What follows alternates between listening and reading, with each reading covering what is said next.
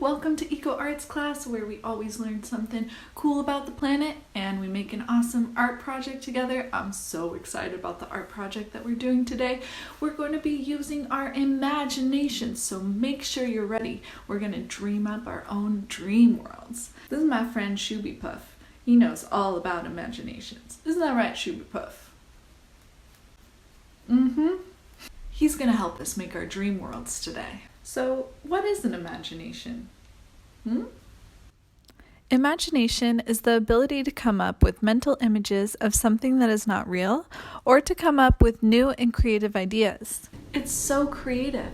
People use their imaginations to dream up all kinds of unique realms and different worlds to play in. You may be familiar with dream worlds already. Many artists create totally different worlds to use them in movies, in TV shows, and video games. You might recognize some of them, huh? So, you mean if I use my imagination, I can dream up a world however I like? Yeah? Can my world have dragons in it? Yes! Awesome! What about unicorns? Yes! What about flying mushrooms? Yes! Awesome! In fact, your imagination is limitless. What's that, Shooby? Shooby says the first step to make something a reality is to dream about it first. So let's do some dreaming, huh? What kind of plants and animals would be in your world? If you could have the world any way you want with your own rules, what would they be? How would you make rules so people would live in peace and harmony and everyone would get along together? You may already remember the word ecosystem from a previous art lesson. And you may remember that ecosystems are living and non-living things interacting with each other. So we're going to keep this in mind while we create our fantasy worlds. Isn't that right, Shooby? You'll need to know these two words for your art project today: biotic and abiotic. Biotic factors are living things in an ecosystem, like plants, animals, birds, and insects.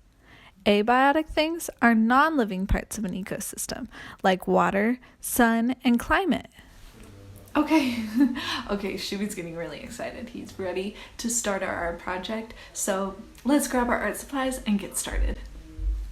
For this art project, you'll need a white piece of paper, a pencil with an eraser, a ruler or a straight edge, and colored pencils or crayons. Okay, grab your sharpened pencil and make sure you have a good eraser. We'll be using it a lot. This mystical world is a landscape drawing. Landscape art is the depiction of natural scenery such as mountains, valleys, trees, rivers, and forests. Let's use our ruler to create a big X shape on our page. That will help us create the illusion of depth in our landscape. We will erase these lines later, so draw lightly. Grab your ruler or straight edge and use it to help draw a line from one corner of the page to the opposite corner. If your straight edge isn't long enough, use your pencil to help guide the right angle. Again, we're going to erase these lines, so it doesn't have to be perfect. You just want to have a big X to mark our vanishing point. Great! Now that we have a big X, draw a line through the middle of your page for the horizon line. The horizon line represents the viewer's eye level or delineates where the sky meets the ground. Okay, so what's a vanishing point? A vanishing point is the spot on the horizon line to which the elements in the artwork seem to vanish into. So everything in the landscape gets smaller when it appears closer to the vanishing point. This is what creates perspective. So to start off, let's draw a squiggly line for a river, or it could be a road or some lava coming down from your vanishing point. This could be whatever you want it to be. It's your world. I'm making mine into a river because I'm going to draw a waterfall. Whatever you draw, remember to make it bigger on the bottom and smallest at the vanishing point. Awesome. Okay, so rivers are forged by mountains. So I'm going to draw the mountains at the top of my river with big, jagged, triangular lines. Mountains and rivers are examples of abiotic factors. What abiotic factors exist in your world? What are they made out of? I'm going to make one of my mountains flat because I'm going to draw a castle on it later. Now I'm going to draw a few distant trees that I'm going to go over later with my colored pencils, so I'm not going to draw them in too detailed right now. Now I'm going to show you how I draw a waterfall and a unicorn, so you can follow along with me if you choose to add these elements into your drawing. So to make the waterfall, I'm going to draw a jagged line coming from the side of my page, but I'm going to stop here and then make the line smooth for the water because water runs down in a smooth line. Then I'll make another smooth line next to it and another jagged line for rocks on the other side. Then I'll top off the waterfall with a curved line and another curved line behind it to show where the water flows from. Water makes ripples in the river, so draw some curvy ripples. You may want to draw a jagged rock behind it as well. Great! So what other abiotic factors exist in your world? I'll draw some more little rocks here along the river. And now I'll draw a bridge right across it. You can follow along with me if you want to draw a bridge.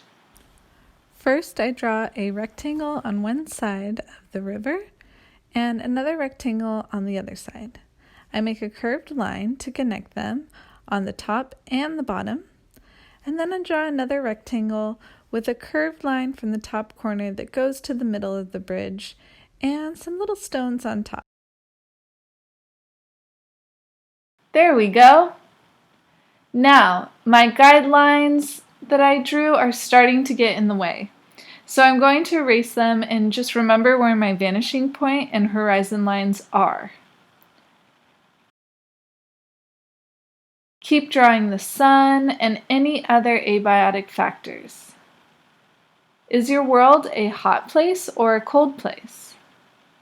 I'm going to make a rainbow in the sky. Great! Now, if you want to draw a unicorn, you can follow along with me. I'm outlining 3 circles for the head and body, about the same size each. One on top, one slightly underneath it, and one lower and to the right. I'm going to erase these lines afterwards, so draw lightly again. Now, from the mid-left side of the top circle, we're going to draw a backwards J shape that comes up and then curves around the circle like this. This is the unicorn's head. Then draw a curved line around the lower circle that turns into a straight line for the unicorn's leg. Awesome. Now draw another line next to it and follow along for the rest of the body and the leg. Draw an S shape for the back leg, then drag your pencil around the back of the leg and curve it up around the back circle. Leave space for the hair of the unicorn here. Now that we've got the body down, we can erase our little circles and then draw a triangle shape for the other front leg that comes around like this. Draw some lines for the hooves and a curved to straight back leg like this. Great! Now to make the hair, draw a curvy S shape on top of the head. Draw a triangle for the ear and a little triangle behind it for the other ear. Then draw a big long A shape for the horn. Draw more curvy lines around the back of the head for the unicorn's hair.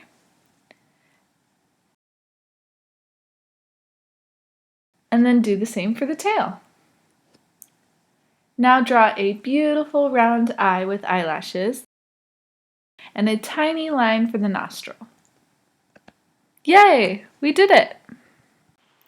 Unicorns in my dream world live in little hobbit houses and castles, so I'm drawing a small house here. Where do your creatures live?